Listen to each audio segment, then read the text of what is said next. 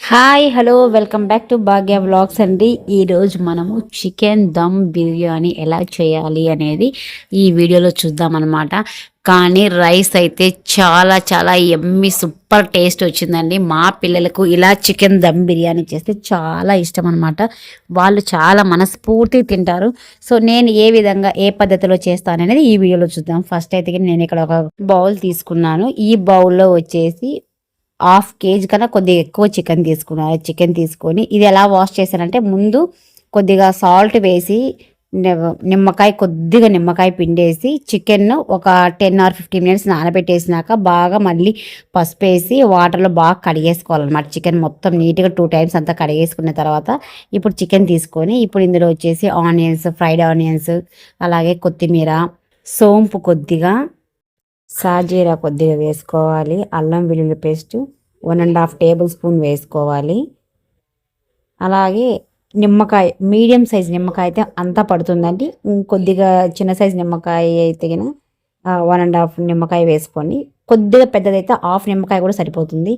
ఇలా వేసుకున్నాక ఇప్పుడు ఇందులో వచ్చేసి 1/2 tablespoon పసుపు, అలాగే 1 tablespoon కారం పొడి, 1 tablespoon వచ్చేసి ధనియాల పొడి, అలాగే 1/2 tablespoon వచ్చి మన గరం మసాలా, ఇలా అన్నీ వేసేసుకొని మళ్ళీ టేస్ట్కి బట్టి సాల్ట్ వేసుకోండి. సాల్ట్ అనేది మీరు ఎక్కువ తక్కువ అనేది చూసి ఒకసారి మసాలాలన్నీ కలిపినాక ఉప్పు ఉందా లేదా చెక్ చేసుకొని వేసుకోండి. ఇలా మసాలాలన్నీ కలిపిన తర్వాత ఇప్పుడు ఇందులో వచ్చేసి మన కూర కప్పు ఉంటుంది కదా, ఆ కప్పు మైన పెరుగు వేసుకోవాలి. పెరుగు ఎంత వేసుకున్నా మరీ హెవీగా వేసుకోవద్దండి, బాగోదు. కొద్దిగా తగ్గించి వేసుకుంటే మాత్రం ఈ పెరుగు వల్ల చికెన్ చాలా మెత్తగా స్మూత్గా వస్తుంది అనమాట. సో ఇలా వేసుకున్న తర్వాత 2 ఇలాచి, 1 చెక్క, 2 లవంగాలు వేసేసుకొని బాగా చక్కగా చికెన్ అంతా కలిపేసుకున్నాక, ఇలా మొత్తం కలిపేసుకున్నాక ఒక 1/2 hour కానీ 1 hour కానీ బాగా నాననివ్వాలి చికెన్. నేనైతే 1.5 hour పూర్తిగా నానిందండి. సో అలా పక్కన పెట్టేసుకున్నాక ఇక్కడ ఒక గ్లాస్ బాస్మతి రైస్ తీసుకుంటున్నాను. వాటర్ వేసి బాగా 2 or 3 times వాష్ చేసిన తర్వాత బాగా చక్కగా కడిగేసుకున్న తర్వాత ఈ నీళ్ళని వంపేసి మళ్ళీ నీళ్ళు పోసి ఒక 1/2 hour నానబెట్టేసుకోవాలా. ఇక్కడ వచ్చేసి నేనైతే రైస్ చేసుకునేదానికి ఒక పెద్ద గిన్నె తీసుకొని దాంట్లో కొద్దిగా వాటర్ పోసుకొని ఇక్కడ ఇలాచి, లవంగాలు, చెక్క, షాజీరా అన్నీ మన దగ్గర ఉండే బిర్యానీ సరుకులన్నీ ఐటమ్స్ మొత్తం వేసేసుకోవాలా.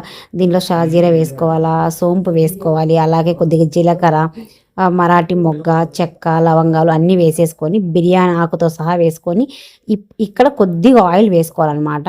కొద్దిగా సాల్ట్ వేసుకున్నాక నేను ఇక్కడ రాళ్ళుప్పు వేసాను, మీరు సాల్ట్ అయినా యాడ్ చేసుకోవచ్చు.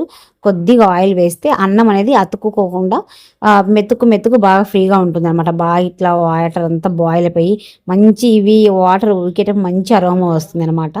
వాటర్ లేకుండా బియ్యం అన్నీ వంపేసుకున్నాక బియ్యం తెచ్చి ఇందులో వేసేసుకోవాలి. ఇక్కడ స్టవ్ వచ్చేసి హై ఫ్లేమ్లో పెట్టేసుకొని రైస్ మనకు 75% ఉడికేలాగా ఉడికించుకోవాలి. మరీ మెత్త ఉడికితే బాగుండదండి.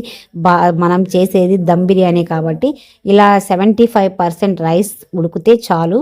మనకు రైస్ అనేది చాలా చక్కగా వస్తుంది అన్నమాట బిర్యానీలోకి.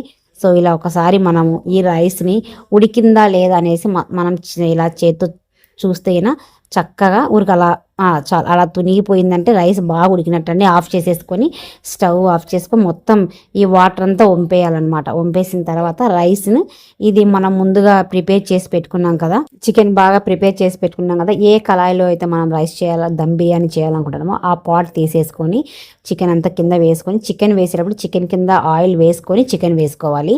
చికెన్ వేసుకున్నాక పైన మనం ఇప్పుడు రైస్ అంతా 75% ఉడికింది కదా, ఈ రైస్ని ఇప్పుడు మనము కొద్దిగా మొత్తం చికెన్ చుట్టూ వేసేసుకోవాలి నీట్గా. ఎక్కడే కానీ వాటర్ లేకుండా రైస్ అంతా బాగా చక్కగా వేసేసుకోవాలి.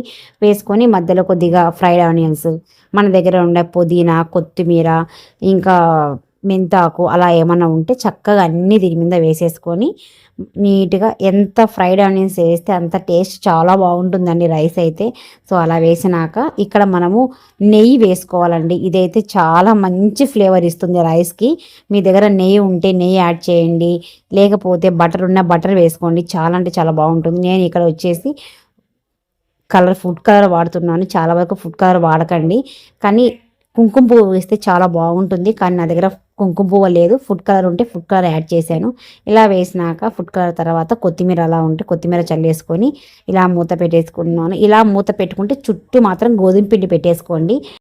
ఇలా కాదు ఇంకొక పద్ధతి అంటే గిన ఇక్కడ మనం టిష్యూ పేపర్స్ ఉంటే గిన ఇవి 4 కానీ 5 టిష్యూ పేపర్స్ పెట్టేసుకొని పైన లిడ్ పెట్టుకుంటే సరిపోతుంది. ఆవిరి అనేది బయటికి రాకుండా ఇలా టిష్యూ పేపర్స్ కూడా పెట్టేసుకోవచ్చు. ఇలా చక్కగా ఇలా అయినా దమ్ బిర్యానీ చేయొచ్చు. లేదు ఇలా కాకుంటే గోధుమ పిండి చుట్టూ పెట్టేసుకుని సరిపోతుంది, ఆవిరంతా బయటికి పోకుండా. సో నేను ఈ పద్ధతి టిష్యూ పేపర్తో చూపిస్తున్నాను. ఇలా పెట్టేసుకున్న తర్వాత పూర్తిగా సిమ్లో పెట్టేసుకొని 30 మినిట్స్ ఆర్ 35 మినిట్స్ మాత్రం దమ్ బిర్యానీ ఖచ్చితంగా కుక్ అయి తీరాలండి. మనం పచ్చి చికెన్ వేసాం కాబట్టి ఖచ్చితంగా చికెన్ ఉడికి తీరాలి లోపల. సో 30 to 35 మినిట్స్ కంపల్సరీగా పడుతుంది. చూసారా, నేనైతే ఇలా చెక్ చేస్తున్నాను చికెన్ ఉడికిందా లేదనేది. మీకు కొద్దిగా డౌట్ ఉంటే చికెన్ ఉడికిందా లేదా ఇలా చెక్ చేసుకోండి. సో మాకైతే మంచిగా గ్రేవీగా వచ్చేసింది అనమాట, చికెన్ అయితే ఉడికిపోయింది. నాకు 35 మినిట్స్కి బిర్యానీ అయితే రెడీ అయిపోయిందండి. సో నేను ఇవన్నీ దమ్ కావాలి కాబట్టి మంచి అరోమా వస్తుంది. మళ్ళీ ఇలా కొద్దిగా టిష్యూ పేపర్ వేసేసి అలా పెట్టేసాను అనమాట.